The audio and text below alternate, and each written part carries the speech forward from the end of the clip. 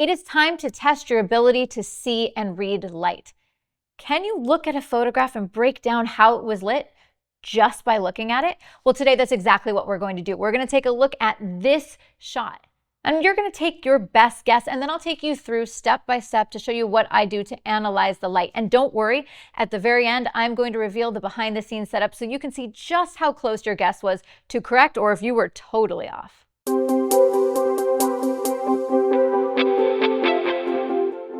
Hey everybody, Lindsay Adler here. This is today's image that we are going to analyze, so take a second, pause the video, do what you need to give it a good look. Where do you think the light is coming from, and what was the modifier on my main light source? Then, how many other lights were used in the scene? What would you do if I asked you to duplicate this setup? So keep this in mind because we're going to analyze this together. And I'll say up front, we're probably not going to get it exactly right, but sometimes the photo is actually hiding some of its secrets. Like maybe you can't see the catch lights, so you don't know the main light modifier, but the goal is to get close enough because you want to be able to reproduce the look and train your eye to start to piece apart every shot you see. The reason I love this is it turns every shot into a game. No matter what and where you see an image, you can start to analyze it. Whether I'm looking on Instagram or I'm watching a music video or you name it, I can see an image and start to understand how it was created, which means I am constantly learning and constantly being inspired for new setups. And by the way, if this is all new to you, you are in luck. In the description below, I've linked to a completely free guide called Seeing the Light. And I show you all of the different things I am considering as I'm analyzing a shot. And there is a whole bunch if you know what to look for. It is a very in-depth guide. And so this is a great way to start to speak and read the language of light, which is so, so powerful. But for today's video, rather than going that in depth, I'm going to keep it simple and just give you a couple things that I'm considering when I'm looking at the shadows, the catch lights, and the highlights of the image. Those are the three most important things. Now, the first thing I'm looking at when it comes to my shot are the shadow edges. Now, I'm typically looking at the edge of the shadow of the nose or the neck and trying to see how defined it is. If it is really crisp and abrupt, it's telling me that my main light source is probably harder. It's a hard light modifier. If it's softer and more gradual, it means that the light source is softer or larger. Now, speaking of shadows, I also want to look at where they're falling on the face. Like, how long are they? What direction are they going? It kind of tells me where the main light is being placed. For example, with the shadow of the nose, if it's long and far off to the side, well, my main light is probably far off to the side. And if the shadow of the nose is short and directly underneath the nose, it means the light is probably centered on the face and a little bit lower. So there's a lot of secrets there when you're looking at the shadows. But there's one more left when it comes to shadows, and it's how dark are they?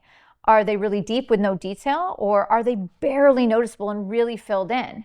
If the shadows are dark, it means that there's probably no reflector or fill light.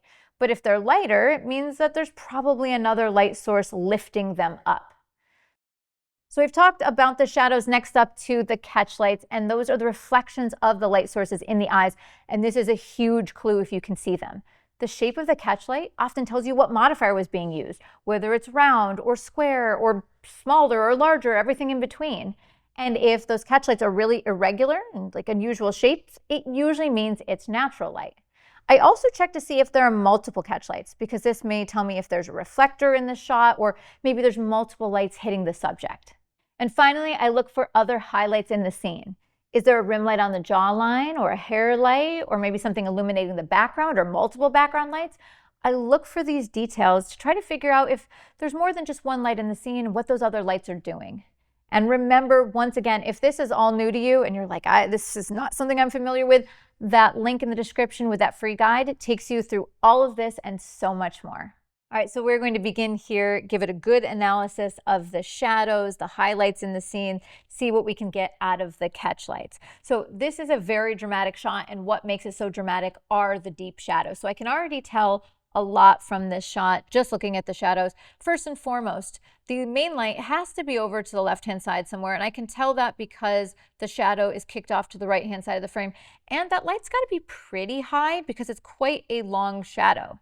Next up, if I look at the shadow edge, it's pretty gradual, right? It's not an abrupt line. Even though it's dark, it's actually pretty smooth, and I can also see that with the gradation from the shadow on the neck. Now, this is soft. I can't tell how soft because it could be like a 3-foot octa, or it could be a beauty dish. It could go either way.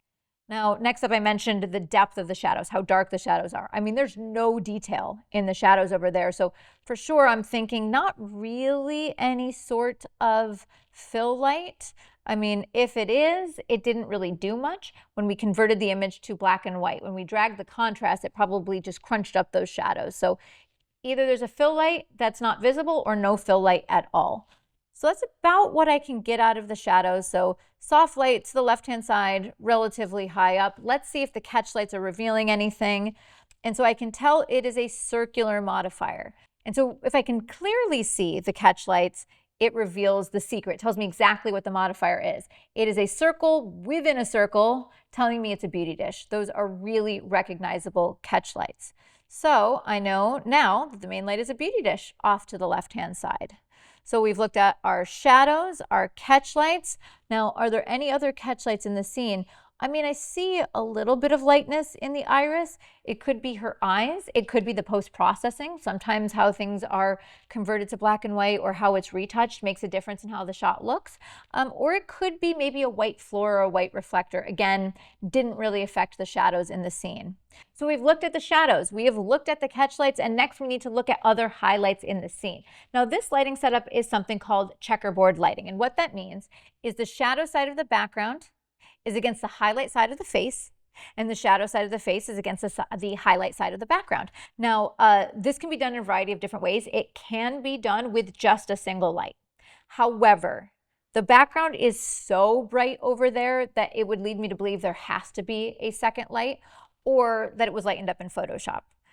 As I look at this, I would analyze that there's a light on the right, and then there's something blocking it from the left. It could actually be coming from directly behind the subject, where there's maybe a piece of cinefoil or a flag or something blocking the light off the left-hand side of the frame. In fact, I have several YouTube videos that take you through how I do checkerboard lighting, whether it's with one or multiple light sources. So my guess would be there's some sort of light hitting the background that is then blocked or flagged with some sort of tool.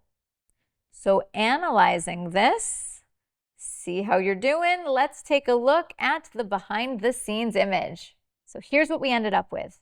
On the left-hand side of the frame, we can definitely see that there is a beauty dish. Now on this beauty dish, one of the things that was not mentioned that I didn't pick up on is that there is a grid. I couldn't really see it in the catch light in her eyes, but the reason that's going to be important is it helps the light not hit the background, specifically on the left-hand side of the frame. I wanted the shadows to be dark for that checkerboard lighting effect. So the grid will actually be important, even though I didn't necessarily pick up on it in the analysis. Next, the placement of the light on the background. I couldn't tell where it was in the original shot, but here it is on the right-hand side, and how we've created that shadow is by attaching something called cinefoil, which is basically like black malleable tin foil. It's meant for going on lights, and it's been placed on the light on the right-hand side of the frame, and it's just used to create the shadow you see down the middle of the subject. It's super irregular because the cinefoil is irregular, but the way that I've cropped, that's not noticeable.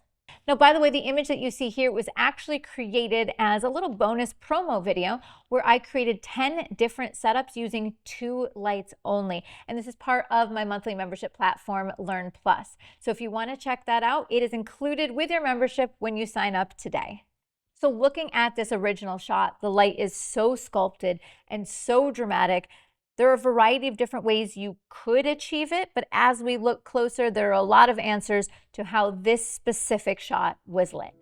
All right, so now that you know how this image was lit, did you get it right? Did you guess? Were you close?